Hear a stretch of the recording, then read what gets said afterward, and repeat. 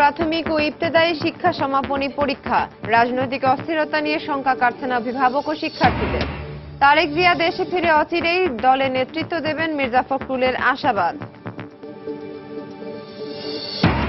এবং কারো উস্কানিতে বিভ্রান্ত না হয়ে পোশাক শ্রমিকদের কাজে যোগ দেওয়ার আহ্বান প্রধানমন্ত্রীর। দেশে ব্যবসা বান্ধব পরিবেশ নিশ্চিত করার আশ্বাস।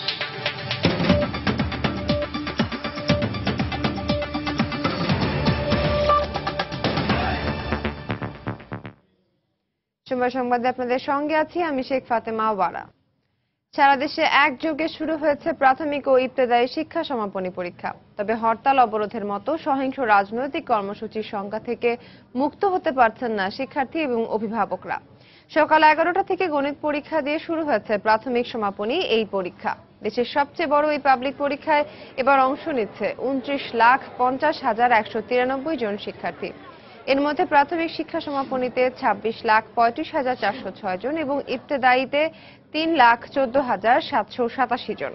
সারা দেশে এই পরীক্ষা কেন্দ্রের সংখ্যা 6,574টি। এই বছরের প্রশ্নপত্রে 25% নম্বরের প্রশ্ন হচ্ছে সৃজনশীল।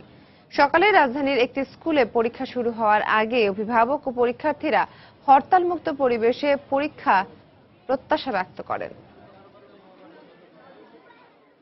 হরতাল যেন না দেয়, আমরা সবাই ভালো রেজাল্ট করতে পারি। দেশের যে সার্বিক পরিস্থিতি এটা যদি শান্ত থাকে, আমরা চাচ্ছি যে দেশের পরিস্থিতি শান্ত থাকুক, আমরা পরীক্ষাটা ভালো করে দিয়ে অন্তত একটা ভালো রেজাল্ট আমার বাচ্চারা নিয়ে আসুক।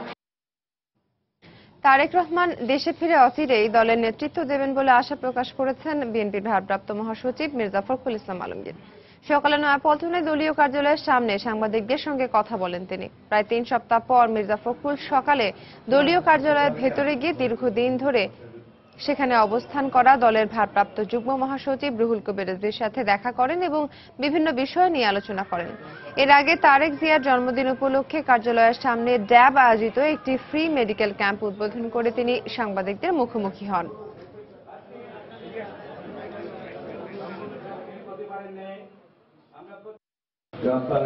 এই শুভ জন্মদিনে আমরা পরম করুণাময় আল্লাহ তাআলার কাছে এই দোয়া চাই যে আল্লাহ তাআলা তাকে যেন দীর্ঘজীবী করেন, অতি দ্রুত রোগ মুক্ত করেন এবং দেশে ফিরে এসে দেশের মানুষকে তাদের কাঙ্ক্ষিত লক্ষ্যে পৌঁছে দেওয়ার জন্য তার যোগ্য নেতৃত্ব যেন আমরা পেতে পারি, আল্লাহ তাআলার কাছে দোয়া চাই। সময় সংবাদে আরো থাকছে। টানা হরতাল আর সহিংসতায় চট্টগ্রামে ব্যবসা বাণিজ্যে ধস। লোকসান আতঙ্কে অনেকেই বন্ধ করে দিয়েছেন এলসি খোলা।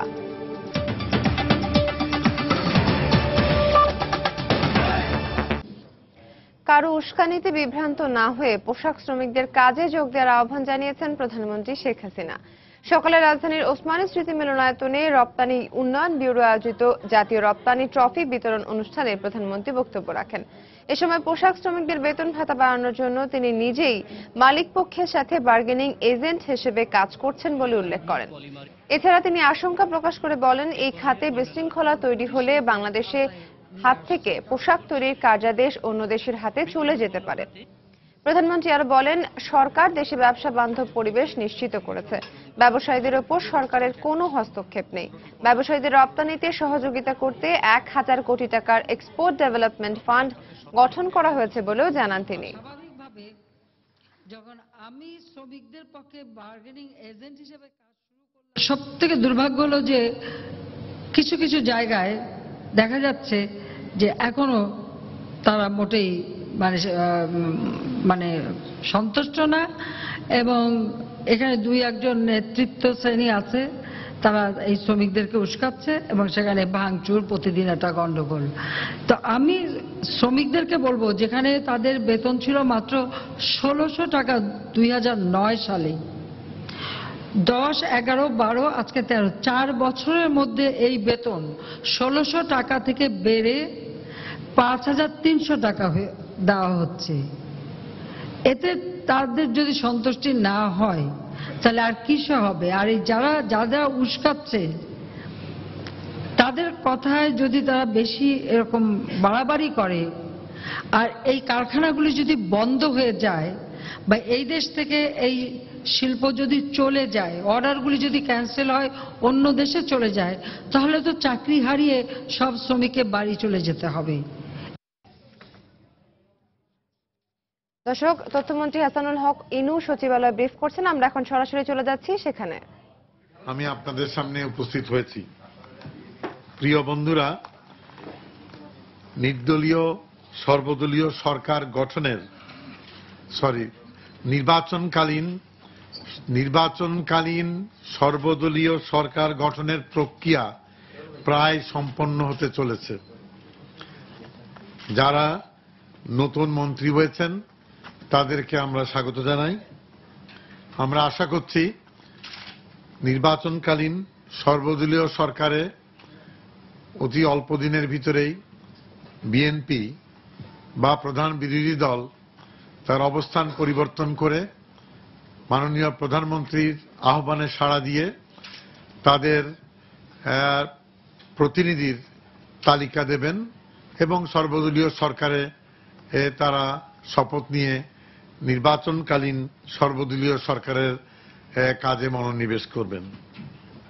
প্রিয় বন্ধুরা, বেগম খালেদা জিয়া মাননীয় বিরোধী দলীয় নেতা গতকাল মাননীয় মহামান্য রাষ্ট্রপতির সঙ্গে সাক্ষাৎ করেন এবং একটি স্মারকলিপি প্রদান করেন।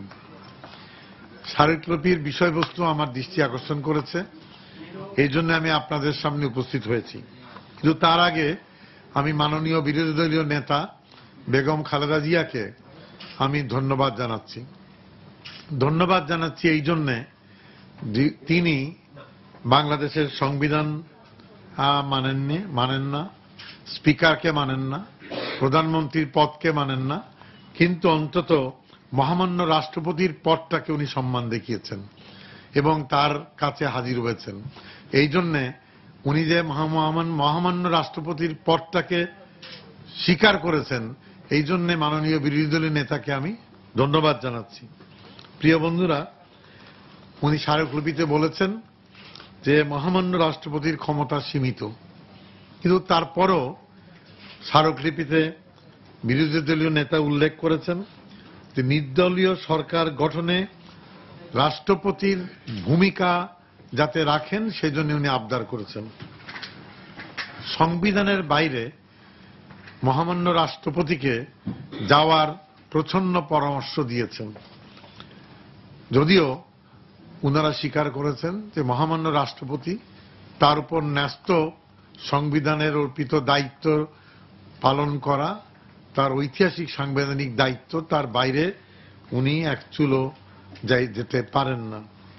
প্রিয় বন্ধুরা, মাননীয় বিরোধী দলীয় নেতা তার স্মারকলিপিতে সংবিধান সংশোধন সংক্রান্ত উনি বক্তব্য রেখেছেন এবং 15তম সংশোধনী সম্পর্কে পরিষ্কার কিছু বক্তব্য রেখেছেন।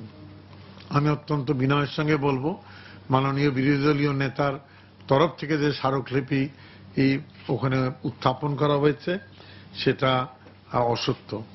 এই জন্যে যেটা একতরফাভাবে করা হয়নি, তড়িঘড়িভাবে করা হয়নি, একটা বিশেষ প্রয়োজনে সংশোধনের প্রয়োজন দেখা দেয়। আর সেই বিশেষ প্রয়োজনটা হচ্ছে যে উপর্যুপরি আদালতের কয়েকটি রায়, 5ম সংশোধনী বাতিলের রায়, 7ম সংশোধনী বাতিলের রায় এবং সর্বোচ্চ আদালত কর্তৃক তত্ত্বাবধায়ক সরকার বিধান বাতিলের রায়, এই রায়গুলো আসার পরে বর্তমান পরিস্থিতিকে হিসাবে নিয়ে সংবিধানকে যুগোপযোগী করার জন্য সংবিধানের কতিপয় ধারা সংশোধনের প্রয়োজনীয়তা দেখা দেয়, নতুন কিছু ধারা সংযোজনের প্রয়োজনীয়তা দেখা দেয়।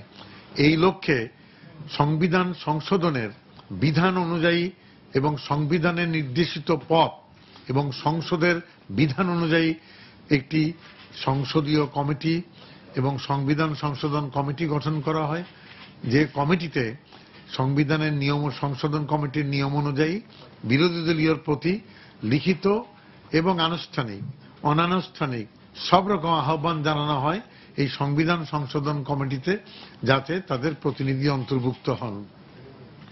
8 মাসের বেশি সময় এই কমিটি কাজ করেছে, বিভিন্ন স্তরের নেতৃবৃন্দের সঙ্গে কথা বলেছে। সংসদের ভেতরে এবং সংসদের বাইরে অসংখ্য রাজনৈতিক দল নেতৃবৃন্দের সঙ্গে কথা বলেছে। এমনকি যারা বিশিষ্ট ব্যক্তিবর্গ, সংবিধান বিশেষজ্ঞ, এবং তাদেরকেও এই সংবিধান সংশোধন কমিটিতে আমন্ত্রণ জানিয়ে তাদের মতামত নেওয়া হয়েছে। 8 মাস ধরে আমরা চেষ্টা করেছিলাম যে পঞ্চম সংশোধনী এবং সপ্তম সংশোধনীর সম্পর্কে সর্বোচ্চ আদালতের রায়ের পরে সংবিধানটা আবার যুগোপযোগী করা দরকার। মাননীয় বিরোধী দলীয় নেতা বেগম খালেদা জিয়া উনি আমাদের বারবার আমন্ত্রণ এবং তাকে আহ্বান জানানোর প্রশ্নে সাড়া না দিয়ে উনি অনুপস্থিত থেকেছেন। অপরদিকে এই সকল প্রশ্নে উনার তরফ থেকে বা উনার দলের তরফ থেকে কোনো প্রস্তাবও জনসমক্ষে হাজির করেননি যে এটা করা যায়, এটা করা যায় না তেমন। আমি বিস্তারিত যাচ্ছি না। সুতরাং 15তম সংশোধনী কোনো একতরফা সংশোধনী না, এটা আলাপ আলোচনার ভিত্তিতে এবং সংবিধানের নির্দেশিত পথে, সংসদের নির্দেশিত পথে আইন অনুযায়ী এবং সংসদের বিধান অনুযায়ী এই সংশোধনী গ্রহণ করা হয়েছে। সুতরাং 15তম সংশোধনী একটি বৈধ সংশোধনী। এই ব্যাপারে অসত্য বক্তব্য দুঃখজনক। প্রিয় বন্ধুরা, উনি দলীয়করণ সম্পর্কে কথা বলেছেন, যে নির্বাচন কমিশন এবং প্রজাতন্ত্রের কর্মচারী অর্থাৎ প্রশাসনের দলীয়করণ করা হয়েছে। আমি নির্বাচন কমিশন সম্পর্কে বলবো। নবগঠিত নির্বাচন কমিশন বাংলাদেশে এই প্রথমবারের মতন একটি অনুসন্ধান কমিটি বা সার্চ কমিটির মধ্য দিয়ে একটা প্রক্রিয়ার মধ্য দিয়ে এই কমিটি গঠন করা হয়েছে। এই নতুন নির্বাচন কমিশন দায়িত্ব নেওয়ার পরে তাদের অধীনে যতগুলো নির্বাচন অনুষ্ঠান হয়েছে বা যেসব কাজ সম্পাদন করা হয়েছে আজ অবধি একটি জায়গায়ও কোনো অভিযোগ নেই। সুতরাং এবং তাদের অধীনে যেসব নির্বাচন হয়েছে সেই নির্বাচনের ফলাফলগুলো বিরোধী দল মেনে নিয়েছে এবং বিরোধী দল আনুষ্ঠানিক অথবা অনানুষ্ঠানিক কোনো অভিযোগ উত্থাপন করেননি। অতীতে যেমন নির্বাচন কমিশন বেগম খালেদা জিয়ার আমলে কাজ করেছিল, তখন মাগুরা নির্বাচনকে কেন্দ্র করে বাংলাদেশে অভিযোগ উত্থাপিত হয়েছিল এবং তুমুল আন্দোলন হয়েছিল যে নির্বাচন কমিশন খোদ নির্বাচনের কারচুপির সঙ্গে জড়িয়ে পড়েছিল। সুতরাং তেমন একটি পরিস্থিতি কিন্তু এখানে এবার হয়নি। এই যে প্রায় 5 বছর আমাদের আমল শেষ হতে চলেছে, আমাদের মহাজোটের সরকারের আমলে নির্বাচন কমিশন নতুন এবং পুরান যারা দায়িত্বে ছিলেন তাদের অধীনে যতগুলো নির্বাচন হয়েছে কোন নির্বাচন সম্পর্কে প্রশাসনের হস্তক্ষেপ অথবা মহাজোটের সরকারের কোন নেতা বা কর্মকর্তার হস্তক্ষেপের একটি ঘটনাও নাই। বরঞ্চ এই সকল নির্বাচনে অসংখ্য বিরোধী দলীয় সমর্থিত নেতৃবৃন্দ বিজয়ী হয়েছেন এবং তারা সম্মানের সঙ্গে তাদের দায়িত্ব পালন করছেন। আর প্রজাতন্ত্রের কর্মচারী সম্পর্কে বলা হয়েছে, প্রজাতন্ত্রের কর্মকর্তা এবং কর্মচারী যারা আছেন তাদের ভিতরেই পদায়ন করা হয়েছে, পদোন্নতি দেওয়া হয়েছে। পদায়ন এবং পদোন্নতি নিয়ম অনুযায়ী হয়েছে। প্রজাতন্ত্রের কর্মচারীর নিয়মের বাইরের থেকে কোনো লোককে নিয়ে এসে প্রজাতন্ত্রের নিয়ম বহির্ভূতভাবে কাউকেই প্রশাসনের কোনো কর্মকর্তা হিসাবে নিয়োগ দেওয়া হয়নি। সুতরাং এখানে প্রশাসনের দলীয়করণের কথা বলার মধ্য দিয়ে এই মুহূর্তে সচিব থেকে নিম্ন পর্যন্ত প্রত্যেক স্তরে স্তরে যে কর্মকর্তা কর্মচারী আছেন তাদের উপরে এটি রাজনৈতিক আরোপ করার চেষ্টা হচ্ছে। এটা দুঃখজনক। প্রজাতন্ত্রের কর্মচারীরা, প্রজাতন্ত্রের কর্মকর্তারা বাংলাদেশে কোনো দলের ভুক্ত না, তারা সংবিধান অনুযায়ী প্রজাতন্ত্রের কর্মকর্তা হিসাবে, কর্মচারী হিসাবে দায়িত্বে আছেন এবং দায়িত্বপ্রাপ্ত। সুতরাং এই ধরনের কথা বলার মধ্য দিয়ে মাননীয় বিরোধী দলীয় নেতা এই ইঙ্গিতই দিচ্ছেন যারা এখন দায়িত্ব পালন করছেন তাদের উপরে উনি যদি কোনোদিন ক্ষমতায় আসেন তাহলে তাদের উপরে উনি প্রশাসনিক পদক্ষেপ গ্রহণ করবেন। এটা অত্যন্ত দুঃখজনক যে সরকার আসবে, সরকার যাবে, প্রজাতন্ত্রের কর্মচারীদের এইভাবে দলভুক্ত করে চিহ্নিত করে তাদের উপরে প্রশাসনিক কোনো পদক্ষেপ নেওয়াটা প্রশাসনের পুরো কর্মপন্থার উপরই হস্তক্ষেপ বলে আমরা মনে করি। আশা করি এই ধরনের বক্তব্য বাংলাদেশের প্রজাতন্ত্রের প্রশাসন, যেটা গণপ্রজাতন্ত্রের যে প্রশাসন বা রাষ্ট্রযন্ত্র সম্পর্কে এটা ভিন্ন রকম একটি ধারণা দেয়। মাননীয় বিরোধী দলীয় নেতা, প্রিয় বন্ধুগণ, উনি সংলাপ সম্পর্কে দুটি কথা বলেছেন, সে ব্যাপারেও উনি অসত্য কথা বলেছেন মহামান্য রাষ্ট্রপতির স্মারকলিপিতে। অসত্য এইখানে যে আমরা উনি বলার আগেই মাননীয় প্রধানমন্ত্রী এই যে কথা বলেছেন, মাননীয় প্রধানমন্ত্রী কোনোদিন শর্ত দিয়ে সংলাপের আহ্বান জানায়নি। মাননীয় প্রধানমন্ত্রী তার জাতির উদ্দেশ্যে ভাষণে পরিষ্কারভাবে বলেছেন যে আমি একটি সর্বদলীয় সরকার গঠনের প্রস্তাব করছি। মাননীয় প্রধানমন্ত্রী বলেছেন যে সর্বদলীয় সরকারে বিএনপির প্রতিনিধিরা অংশগ্রহণ করবেন এবং তাদের নাম চেয়েছেন। একই সঙ্গে উনি সংলাপের আহ্বান জানিয়েছেন, কিন্তু ঘুণাক্ষরেও একবারও মাননীয় প্রধানমন্ত্রী বলেননি যে কেবলমাত্র সর্বদলীয় সরকার নিয়ে আলোচনা করতে হবে, অন্য কোনো বিষয়ে আলোচনা হবে না। একদিন পরে যখন মাননীয় বিরোধী দলীয় নেতা সাংবাদিক সম্মেলনের মধ্য দিয়ে নির্দলীয় নিরপেক্ষ সরকারের রূপরেখা হাজির করেন, তখন সরকারের পক্ষ থেকে আমরা বলেছিলাম যে উনার উত্থাপিত প্রস্তাব আমাদের উত্থাপিত প্রস্তাব নিয়েই সংলাপ হতে পারে। সুতরাং এখানে সংলাপ সম্পর্কে যেটা বলেছে যে মাননীয় প্রধানমন্ত্রী শর্তহীন সংলাপের আমন্ত্রণ জানিয়েছে, কথাটা অসত্য, সঠিক নয়। বরঞ্চ মাননীয় প্রধানমন্ত্রী জাতির উদ্দেশ্যে প্রকাশ্য আমন্ত্রণ জানিয়েছেন, টেলিফোনের মাধ্যমে প্রকাশ্য আমন্ত্রণ জানিয়েছেন এবং প্রত্যেকটা সংলাপের আহ্বান মাননীয় বিরোধী দলীয় নেতা হরতাল দিয়ে দিয়েছেন। প্রত্যেকটা সংলাপের আহ্বান উনি মানুষ পুড়িয়ে দিয়েছেন। প্রত্যেকটা সংলাপের আমন্ত্রণ উনি অগ্নিসংযোগের মধ্য দিয়েছেন। প্রত্যেকটা সংলাপের আমন্ত্রণ উনি নাশকতা, অন্তর্ঘাত কর্মকাণ্ডের মধ্য দিয়ে দিয়েছেন। কিন্তু তারপরেও আমরা মহাজোটের সরকারের তরফ থেকে এখনো সংলাপের আমন্ত্রণ আমাদের খোলা রয়েছে। প্রিয় বন্ধুরা, প্রশাসনের নির্বাচনের কথা বলেছেন। মহাজোটের সরকারের আমলে কোন স্তরে কোন জায়গায় কি এই বাই ইলেকশন বলেন বা স্থানীয় সরকার নির্বাচন বলেন, প্রশাসনের নির্বাচন কোন জায়গায় হয়নি। সুতরাং এই ব্যাপারটাও উনি সঠিকভাবে বলেননি। আমরা খেয়াল করেছি ওনার স্মারকলিপিতে মাননীয় মহামান্য রাষ্ট্রপতির কাছে মাননীয় বিরোধী দলীয় নেতার তরফ থেকে বলা হয়েছে গত 1 মাসে 250 বিরোধী দলীয় নেতাকর্মীকে হত্যা করা হয়েছে। এই প্রসঙ্গে অত্যন্ত বিনয়ের সঙ্গে বলবো যে মাননীয় বিরোধী দলীয় নেতা এই 250 লোকের নামের তালিকা যদি দিতেন তাহলে আমরা দেখতাম যে কাদের হত্যা করা হয়েছে। আমি প্রকাশ্যে আহ্বান জানাচ্ছি মাননীয় বিরোধী দলীয় নেতা বেগম খালেদা জিয়া, আপনি 250 লোকের তালিকা দেবেন। কিন্তু আমরা খেয়াল করেছি যে বিরোধী দলের আহ্বানে ডাকা হরতাল কর্মসূচিতে গত 1 মাসে 60-এর অধিক মানুষকে আগুন দিয়ে পুড়িয়ে মারা হয়েছে। যেটা আমরা মারিনি, সেটা বিরোধী দলের ছাতার তলে বিরোধী দলের মদতপুষ্ট ব্যক্তিরা এই ধরনের পুড়িয়ে মারার ঘটনার সঙ্গে জড়িত। হত্যাকাণ্ড ঘটেছে, যারা পুলিশের গুলিতে মারা যায়নি বরঞ্চ তাদের সঙ্গে গুলিতে মারা গিয়েছে তাদের ইয়েতে। এখানে অগ্নিসংযোগ করা হয়েছে, নাশকতা করা হয়েছে, পুলিশের গায়ে হাত দেওয়া হয়েছে, সুতরাং এবং হত্যা করা হয়েছে। এখানে উপর্যুপরি গণমাধ্যমের কর্মীদের গায়ে হাত দেওয়া হয়েছে এবং গণমাধ্যমের কর্মীদের আহত করা হয়েছে। সবকিছু মিলিয়ে আমরা অত্যন্ত বিনয়ের সঙ্গে বলবো মাননীয় বিরোধী দলীয় নেতা গণ আন্দোলনের নামে আসলে নাশকতা অন্তর্ঘাত করছে। এই ব্যাপারে গণমাধ্যম তার ভূমিকা রাখতে শুরু করেছে যে গণ আন্দোলন কোনটা, নাশকতা কোনটা, গণ আন্দোলন কোনটা, অন্তর্ঘাত কোনটা। সময় এসেছে আমাদের নাশকতা অন্তর্ঘাত থেকে বেরিয়ে এসে নিয়মতান্ত্রিক আন্দোলনে আসা।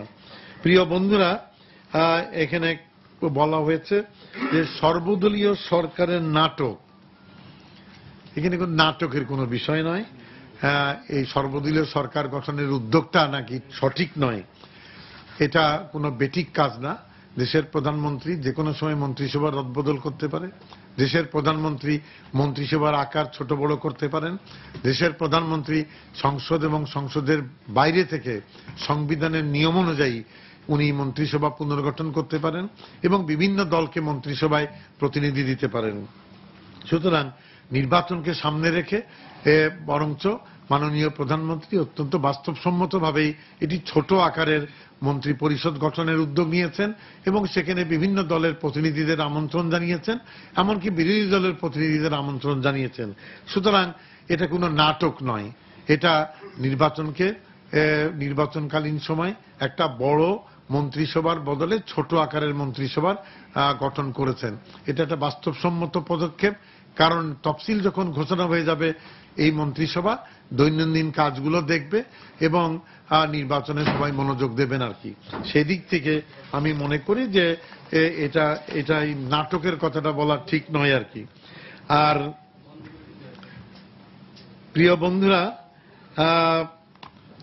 আপনারা যারা এখানে উপস্থিত হয়েছেন, সবশেষে আমি আহ্বান জানাবো যে বিরোধী দলকে আরেকটি বিষয়ে আমি ধন্যবাদ জানাচ্ছি, এবং সেই বিষয়টা হচ্ছে যে দেশবাসীর দুঃখ কষ্ট, 21 লক্ষ ছাত্রছাত্রীদের আহাজারি, আকুল আবেদন এবং বিভিন্ন ব্যবসায়ীদের আকুল আবেদন সবকিছুকে উপেক্ষা করে একটার পর একটা হরতাল দিয়েছেন বিরোধী দলীয় নেতা।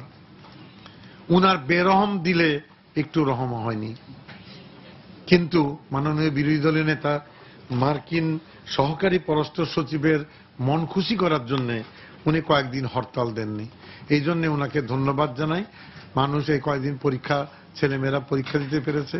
আমি আশা করব আজকে সমাপনী পরীক্ষা শুরু হয়েছে, এই পরীক্ষার সময় অন্তত বাচ্চাদের ভবিষ্যৎ চিন্তা করে উনি যেন এই সময়টাতে হরতাল না দেন, বরঞ্চ যেখানে সংলাপের আহ্বান আছে সেখানে উনি নাশকতা বন্ধ করবেন, অন্তর্ঘাত বন্ধ করবেন, আগুন দিয়ে মানুষ পুড়িয়ে মারা বন্ধ করবেন, এবং উনি কখন কোন জায়গায় সংলাপে মিলিত হতে চান সেটা উনি বললেই আমরা সেখানে উপস্থিত হয়ে আমরা সংলাপে মিলিত হব এবং একটি সমাধান খুঁজে বের করার চেষ্টা করব। মনে রাখবেন যে নির্বাচনকে অংশগ্রহণমূলক করা এবং নির্বাচনকে নিরপেক্ষ রাখার সব রকম প্রচেষ্টা এবং উদ্যোগ করার জন্য আমরা দৃঢ় প্রতিজ্ঞ। আমরা সবার দর্শক, রাষ্ট্রপতি মোহাম্মদ আব্দুল হামিদের সাথে বিরোধী দলীয় নেতা বেগম খালেদা জিয়ার সাক্ষাৎ ছাড়াও নির্বাচনকালীন সর্বদলীয় মন্ত্রিসভার বিষয়ে সরকারের অবস্থান নিয়ে সচিবালয়ে সাংবাদিকদের ব্রিফ করছিলেন তথ্যমন্ত্রী হাসানুল হক কিনু। আমরা সরাসরি যুক্ত ছিলাম সেটির সাথে। এই ছিল এখনকার মতো। যে কোনো সময় যে কোনো খবর পেতে ভিজিট করুন সময়নিউজ.tv আর সঙ্গে থাকুন সময়।